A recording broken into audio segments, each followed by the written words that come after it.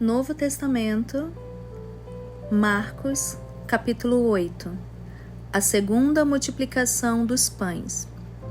Naqueles dias, outra multidão se reuniu e mais uma vez o povo ficou sem comida. Jesus chamou os discípulos e disse: Tenho compaixão dessa gente. Estão aqui comigo há 3 dias e não têm mais nada para comer. Se eu os mandar embora com fome, desmaiarão no caminho. Alguns vieram de longe. Os discípulos disseram: Como conseguiremos comida suficiente neste lugar deserto para alimentá-los?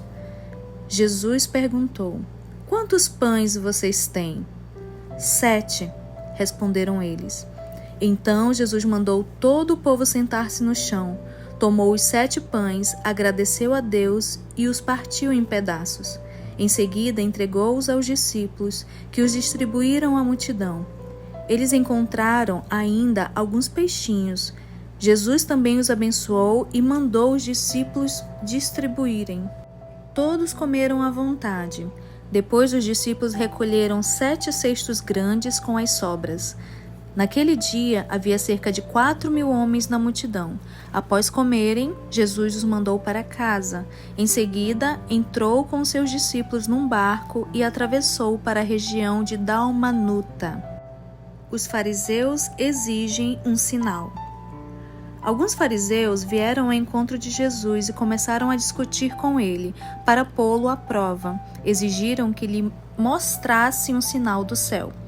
Ao ouvir isso, Jesus suspirou profundamente e disse: Por que este povo insiste em pedir um sinal? Eu lhes digo a verdade, não darei sinal algum aos homens desta geração. Então ele os deixou, entrou de volta no barco e atravessou para o outro lado do mar.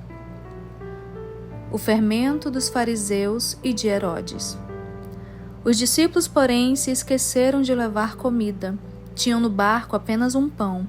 Enquanto atravessavam o mar, Jesus os advertiu: Fiquem atentos, tenham cuidado com o fermento dos fariseus e de Herodes. Os discípulos começaram a discutir entre si, porque não tinham trazido pão. Ao saber do que estavam falando, Jesus disse: Por que discutem sobre a falta de pão? Ainda não sabem ou não entenderam?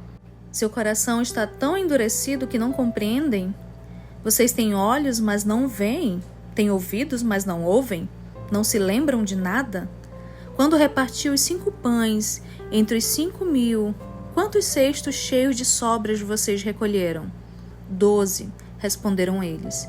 E quando repartiu os 7 pães entre os 4.000, quantos cestos grandes cheios de sobras vocês recolheram? 7, responderam. E vocês ainda não entendem? Perguntou. Jesus cura um cego. Quando chegaram a Betsaida, algumas pessoas trouxeram um cego a Jesus e lhe pediram que o tocassem. Ele tomou o cego pela mão e o levou para fora do povoado. Em seguida, cuspiu nos olhos do homem, pôs as mãos sobre ele e perguntou: Vê alguma coisa? Recuperando um pouco a vista, o homem respondeu: Vejo pessoas, mas não as enxergo claramente, parecem árvores andando.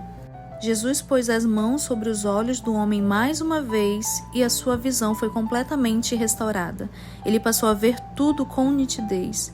Então Jesus se despediu dele e disse: Ao voltar para casa, não entre no povoado. Jesus declara sua fé. Jesus e seus discípulos deixaram a Galileia e foram para os povoados perto de Cesareia de Filipe. Enquanto caminhavam, Jesus lhes perguntou: Quem as pessoas dizem que sou? Eles responderam: Alguns dizem que o Senhor é João Batista, outros que é Elias ou um dos profetas. E vocês? Perguntou ele. Quem vocês dizem que eu sou? Pedro respondeu: O Senhor é o Cristo. Mas Jesus os advertiu de que não falassem a ninguém a seu respeito. Jesus prediz sua morte. Então Jesus começou a lhes ensinar que era necessário que o Filho do Homem sofresse muitas coisas e fosse rejeitado pelos líderes do povo, pelos principais sacerdotes e pelos mestres da lei. Seria morto, mas 3 dias depois ressuscitaria. Enquanto falava abertamente sobre isso com os discípulos, Pedro o chamou de lado e o repreendeu por dizer tais coisas. Jesus se virou, olhou para os seus discípulos e repreendeu Pedro. Afasta-se de mim, Satanás, disse ele. Você considera as coisas apenas do ponto de vista humano e não da perspectiva de Deus. Depois chamou a multidão e os discípulos e disse: Se alguém quer ser meu seguidor, negue-se a si mesmo, tome sua cruz e siga-me. Se tentar se apegar à sua vida, a perderá.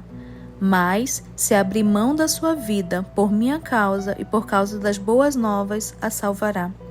Que vantagem há de ganhar o mundo inteiro, mas perder a vida? E o que daria o homem em troca de sua vida? Se alguém se envergonhar de mim e da minha mensagem nesta época de adultério e pecado, o Filho do Homem se envergonhará dele quando vier na glória do seu Pai com os seus santos anjos.